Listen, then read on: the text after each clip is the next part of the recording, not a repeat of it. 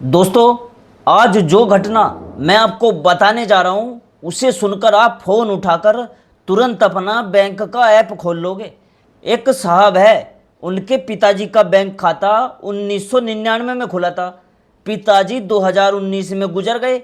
बेटा भागा भागा बैंक पहुंचा, सोचा अंतिम संस्कार का खर्चा निकाल लूंगा। बैंक वालों ने एक झटके में जवाब दे दिया, नॉमिनी नहीं जुड़ा है, पहले वो ठीक करवाओ तब पैसा मिलेगा।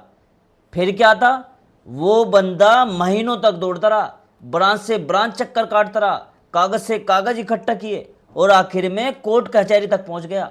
सोचिए, जो पैसा उसकी पिता की पूरी जिंदगी की मेहनत थी, वो सिर्फ एक फॉर्म ना भरने की वजह से महीनों अटका रहा। अब खुद से पूछो, अगर कल आपके घर में ऐसा हो जाए तो? अगर आज तक आपने अपने बैंक खाते में नॉमिनी नहीं जोड़ा तो कल यही तकलीफ आपके परिवार भी झेल सकता है।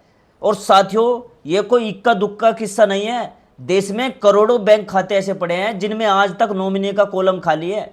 कोई सोचता है अभी क्या जल्दी है यार, कोई कहता है बाद में देख लेंगे, और यही टाल मटोल एक दिन सबसे बड़ी मुसीबत बनकर सामने आती है। तो आज मैं आपको 3 ऐसे जरूरी काम बताने वाला हूं जो हर बैंक खाता धारक को करने ही चाहिए।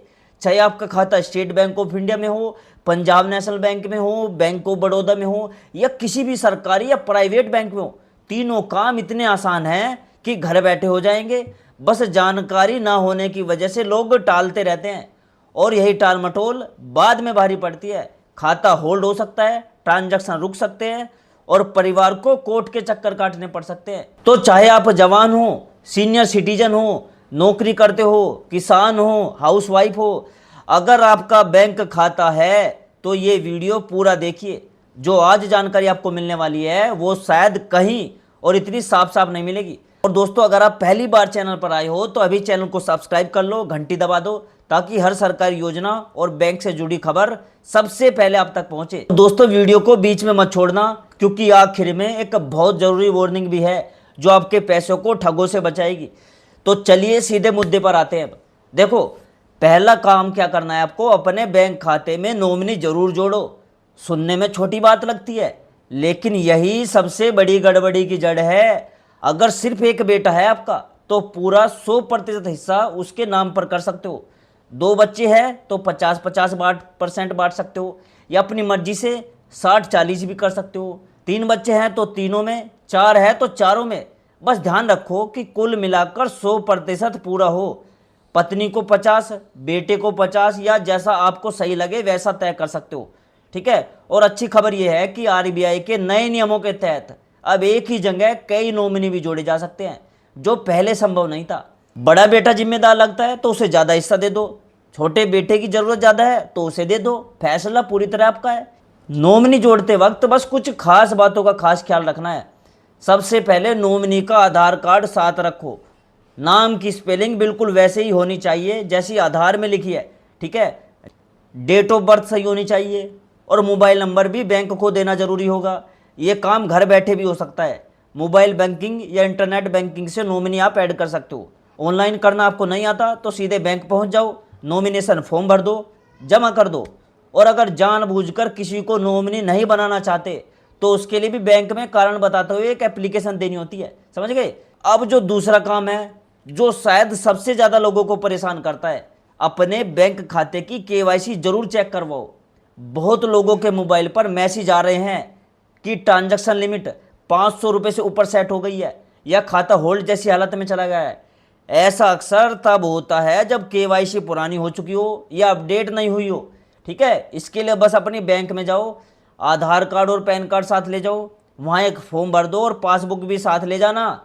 इसी दौरान अपनी ट्रांजैक्शन लिमिट भी बढ़वा लीजिए, 5 लाख 10 लाख जितनी जरूरत हो उतना लिखवा दीजिए। ठीक है। क्योंकि इसके लिए कोई पैसा तो देखो देना नहीं पड़ता। सामान्य तौर पर बैंक केवाईसी 1 साल तक वैलिड रहती है, लेकिन कुछ खातों में, खासकर जिनका पता बदल गया हो या जो हाई रिस्क कैटेगरी में आते हो, केवाईसी जल्दी जल्दी अपडेट मांगी जाती है। इसलिए एक बार ब्रांच बैंक जाकर या नेट बैंकिंग में लॉगिन करके जरूर देख लो कि आपकी केवाईसी पूरी है या नहीं। पूरी है तो कोई चिंता नहीं है, अधूरी है तो जल्दी अपडेट करवा लो, वरना डेबिट और ऑनलाइन ट्रांजैक्शन जैसी सुविधाएं कभी भी रुक सकती है। अब जो तीसरा और आखिरी काम आपको करना है, अपना पैन कार्ड आधार से लिंक जरूर करवा लो। देखो, मैंने इस बात को 10 वीडियो में बोला है कम से कम। बहुत लोग क्या सोचते हैं कि बैंक खाता तो आधार से जुड़ा हुआ है तो पैन कार्ड भी अपना आप जुड़ गया होगा। यही सबसे बड़ी गलतफहमी है। बैंक खाता और पैन कार्ड दोनों अलग अलग चीज़ें हैं और दोनों को अलग अलग लिंक कराना पड़ता है। पैन आधार से लिंक नहीं है तो वो इनएक्टिव हो सकता है। जिसका सीधा असर टैक्स फाइलिंग करते हो या टैक्स लेन देन करते हो या बड़े लेन देन करते हो उन पर पड़ेगा। चेक कर सकते हो, चेक करना बहुत आसान है। इनकम टैक्स की ई फाइलिंग वेबसाइट पर जाओ, आधार नंबर और पैन नंबर डाल दो, 2 मिनट में पता चल जाता है लिंक है या नहीं। ठीक है, अगर पहले से लिंक है तो घबराने की कोई बात ही नहीं है, बार बार करने की ज़रूरत नहीं होती है, बस एक बार सही से हो जानी चाहिए। लेकिन घर के हर सदस्य का चेक जरूर कर लो, अपना, पत्नी का, बच्चों का, माता पिता का, सबका चेक करो। और एक और बहुत जरूरी बात साफ साफ सुन लो ताकि बेवजह पैनिक में ना हो।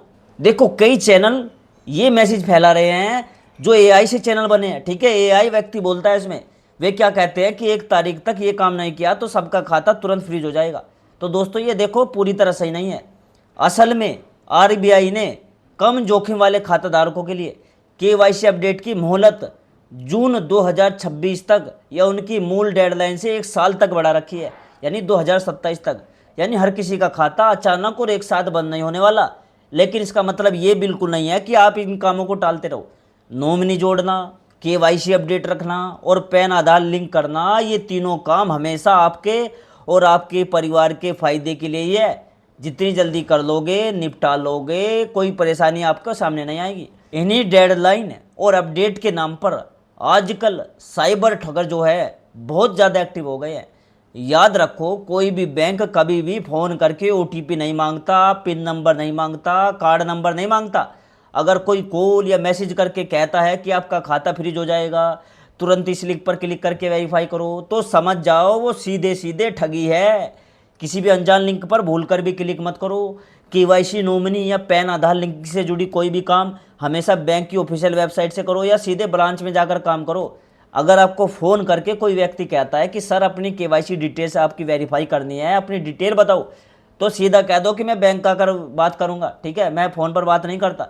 तो दोस्तों, आपने समझ लिया होगा कि पहला काम तो आपको बैंक खाते में नॉमिनी जोड़ना है। ठीक है, दूसरा काम आपको केवाईसी चेक करवा कर उसे अपडेट रखना है, तीसरा काम पैन को आधार से लिंक कर लेना है। ये तीनों काम मिलाकर शायद आपको 1-2 घंटे लग जाए, लेकिन इससे आपका और आपके परिवार का भविष्य हमेशा के लिए सुरक्षित हो जाएगा।